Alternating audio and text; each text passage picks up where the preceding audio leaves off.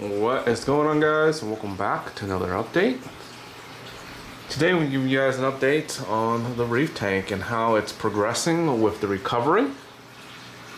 It's in blue light right now. I'm going to turn it on in a second so you can actually see, but just wanted to show you guys in the blue light how the colors of some of the corals are starting to come back.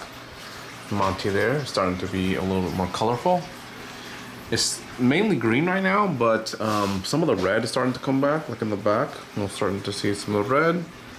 Monty over here, the cap starting to fill back in with the red and whatnot. The nem back there is really colorful again. Some of the mushrooms are getting its colors. This one's still bleach, but we're not sure if that's going to fully recover or not, but did lose a couple corals here and there. But for the most part, I would say 70 to 75% of the corals did survive. The cap back there is looking really colorful, so I'll show you guys this real quick. Look at that. We got some life in the green slimer. I thought this guy was dead. The main body over there is dead, but like the side little guy there is dead, but it looks like we have some polyp extensions on one side, so I think we could probably save that. It's a little bit more natural. 5K? Yeah, I think 5K looks pretty good. I don't really shoot under the 5K light here often. Looks a little bit more natural, so let's go with that. It looks good on camera at least. I've been doing partial water changes slowly, about like 5 to 7%. I want to do a gradual change because, you know, over time we're adding a bunch of high, like, heavy metals, and now we're trying to remove it, but I wanted to remove it slowly instead of just doing a large water change because, one, the corals were already like in shock, and I wanted to kind of gradually undo what was being done. And so, yeah, it's been a couple weeks since, you know, the last video, and the video, you know, had some of the corals recovering, you know, mushrooms and whatnot, and now I'm starting to see the colors of the corals again in terms of what it was before, you know, the actual crash. So I'm happy to see that. So I did move some stuff around. So that was what was it? It was over here. I got that one for free that was sitting over here. That was the chalice, another chalice.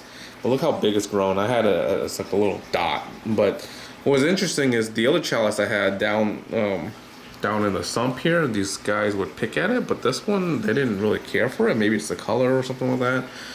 They're not going after it. But yeah, they're just kind of just chilling there and not really caring much about it.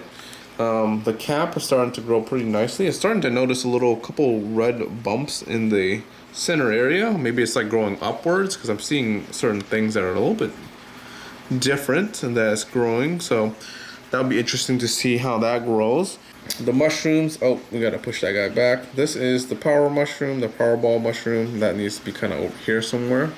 We'll push that back in a little bit. This guy, I don't even see where this guy is at anymore. This is a Godzilla. That's bleach. Same thing with this. It's the same. That's the mother. That was a bleach, and I had a little baby over here. Not sure if that baby's gonna recover. That's the baby from that. This is the Doughboy. Doughboy's looking good. That one actually wasn't affected with the, you know, the crash. It just kind of did its thing. A bunch of the digis on top here are starting to recover. We have a lot of dieback on the bottom, right? I'll say nothing with that, but on the top it's starting to grow back. All the acros over here unfortunately did not recover. That one didn't, that one didn't. Same thing with this one, and this PC rainbow here actually fell off. The fish knocked it off. And then those are digis in the back. Sunbursts over there, the nem's looking good. This one was a free one that I got, and it actually looks pretty decent. Looks okay. This is the orange, this Agent Orange mushroom. Looking good. Here's my Cali kids. These are the black mambas. They are recovering really nicely. The bounces and whatnot are starting to come back. And unfortunately, my OG Godzilla is no longer here. The mother, at least, the baby over here, is on the other side. Still there, but it's kind of bleached in colors. I'm not sure if that's going to recover or not. Got over here, this was, I want to say, the King Kong. Again, they're all bleached. I can't really tell, but I think that was the King Kong. That's over there. And again, bleach, so hopefully that eventually will recover, get its color back and whatnot. The urchins are looking okay. We did get a bunch of urchins, and they are thriving in the tank now. So that kind of shows some good sign in terms of like the tank recovery. Same thing with the snails. The snails are actually moving around. They're doing good. They're not kind of like what I had before, where they kind of just like sat on the stand bed, just kind of dead. Green Slimer, this is on this side at least, it's completely dead. It like basically melted back, but on the other side of this, looks like we had some polyp extension and just polyps on the acro, so hopefully that one will recover. And that's probably the only acro that survived out of all the other acros I've had in here. And unfortunately, you know, we had some pretty decent looking ones that were doing good, but again, did not recover from that crash. And we got some digis in the back, and digis here, and in the front, these guys weren't affected. They've just kind of grown really slow, kind of doing this thing. This mushroom, this was the kryptonite mushroom, it was affected. It was kind of semi-bleached, but now it's starting to get its color back. It's starting to expand. My jawbreaker that was sitting here, the big one, that one kind of was gone. That was unfortunate. There's nothing in there actually right now. Actually, yeah, there's nothing in there right now. So yeah, that's just sitting there empty, unfortunately. And then these are the magic carpet. The baby did fine. The mother survived, but has not gotten its, you know, colors back. It hasn't expanded. It hasn't done really much of anything other than just sit like that, which is, you know, okay and fine because it's went through that crash. So we're gonna give it some time to grow back and color up. And then I had a Godzilla, the Cali Kid, but the non-OG bounce one. Well, it's the OG, but it's non-bounce one, and then unfortunately that one was gone. And the baby I had of that one is also gone. And I think that was what was in here I was trying to save, but that one no longer is here. The one that I got for free, this is a sunset mushroom. That one's doing okay, recovered.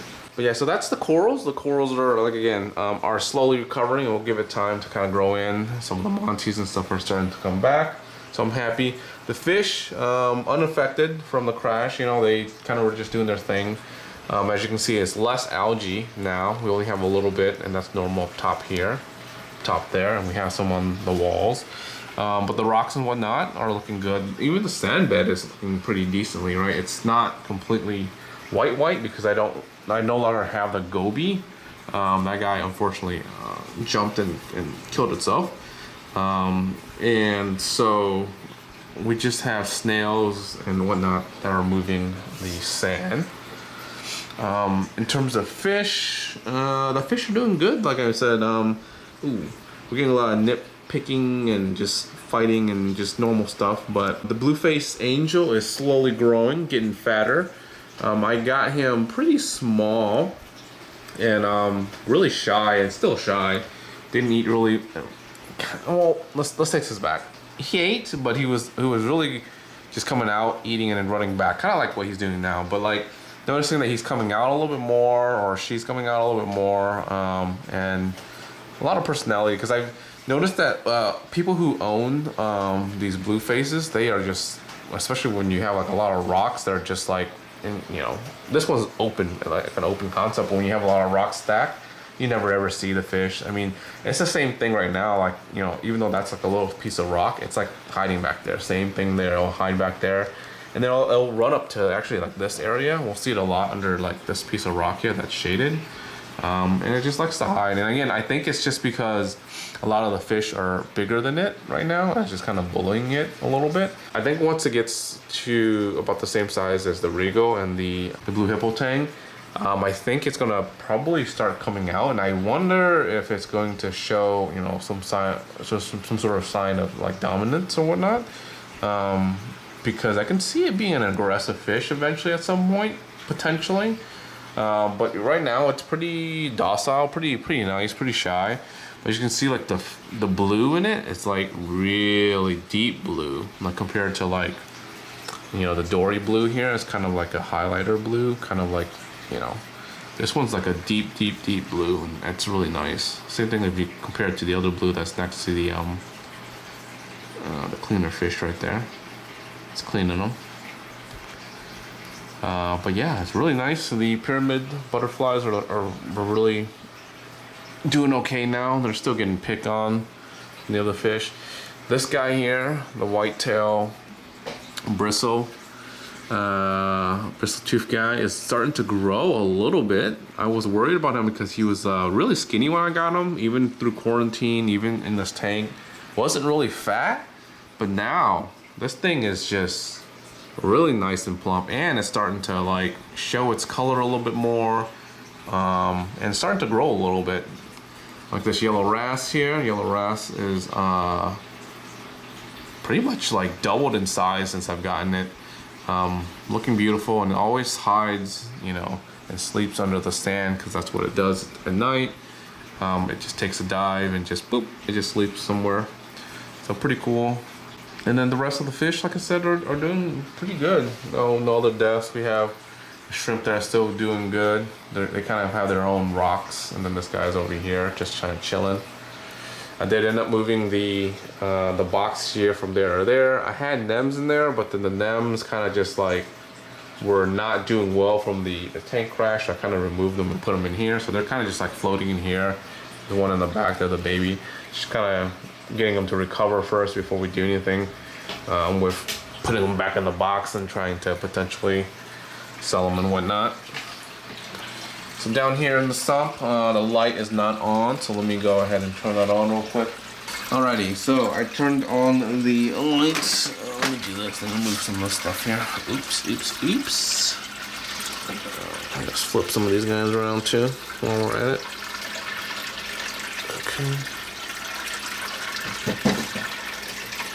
Okay, so here's the sump. We still have a lot of algae that we're trying to work with in terms of balancing this tank out. Pretty much every week I'm having to scrub a lot of this algae because I want the macroalgae side to grow and take over to kind of outcompete the nuisance algae here that we're having. And it's just going to take a little bit of balance and time. Over here, as you can see, I'm stacking up a bunch of the macroalgae on here. We have a little guy that got picked on up top there. I moved him down here by himself because there's no other place to put him. I didn't want to keep him in that little box up there because I felt bad. So he's down here now. Has a lot of room to swim. He's just by himself for now. So as you can see, a lot of algae in terms of nuisance algae. Macroalgae wise is doing okay, decent. I did get this little cup container here because I wanted to run a filter floss sock in here, and the only way to have that is to, you know, obviously put this plate thingy on there, put it across. And so I was like, well, I still want to use this to really do the macroalgae eventually. So I bought this little thing. It kind of holds all of the macroalgae. It's in there. Can't see it, but it's in there. It's a lot of this dragon's breath that I've gotten here. This is just different versions of the dragon's breath, and this is the, I think they call it the orange galaxy of the galaxy dragon's breath. It's a variation of the dragon's breath, and it has a lot more dots in it, and it's pretty cool. So it seems like that's the only one that's thriving for me right now. I mean, I have the regular dragon's breath right here that's not really thriving yet. It's getting overtaken by algae, and I need to probably come back in here and like just scrub everything down again. I normally do the scrubbing once a week, but I'll try to upkeep it so that way like I'll let the macroalgae kind of grow.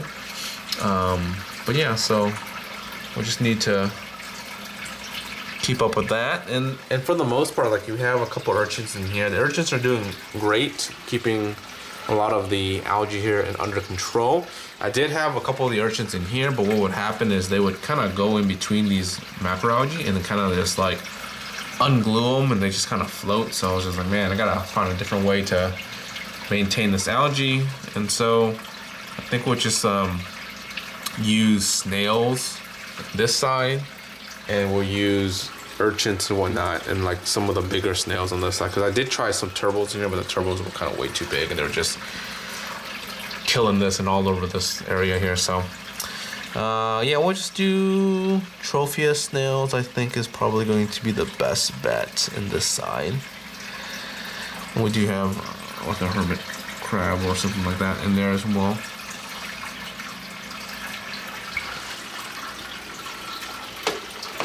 Here's the chalice that was growing, that I was telling you about up there. I couldn't keep up there. It's doing good. This is a 3-inch disc. It's pretty good. I had it as half the size of that frag. That's another chalice I got in for free. I'm growing that guy out. I mean, the chalices are growing nice and slow for me down here, and it's looking pretty nice. The clams, let's mention about the clams real quick. The clams are looking beautiful. I unfortunately did lose the Maxima clam. That was the only wild caught clam that I got in here. These other ones are captive bred, so I think that they're just doing a little bit better just because they're used to our conditions and whatnot. And yeah, these guys are just, they tanked it through the crash too, by the way, so they're pretty hardy.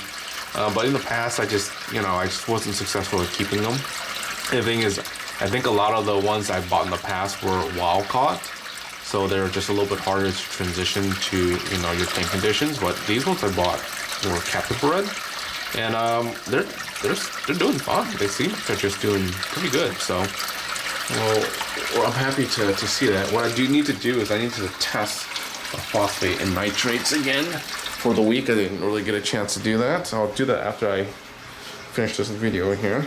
We'll kind of keep up with the water changes, and then probably end of July here, I'll probably send off an ICP test just to see where we're at in terms of the high zinc and other heavy metals in the tank, and we'll kind of go from there. And potentially once that's kind of all I figured out, and because I'm already kind of noticing the corals kind of bouncing back, we'll kind of see what we want to do in terms of adding more corals here, or just kind of letting them grow out and kind of seeing where we're at, because it did suck losing some of the most, some of the rare and more expensive mushrooms and whatnot. So we'll kind of maybe see what happens from there.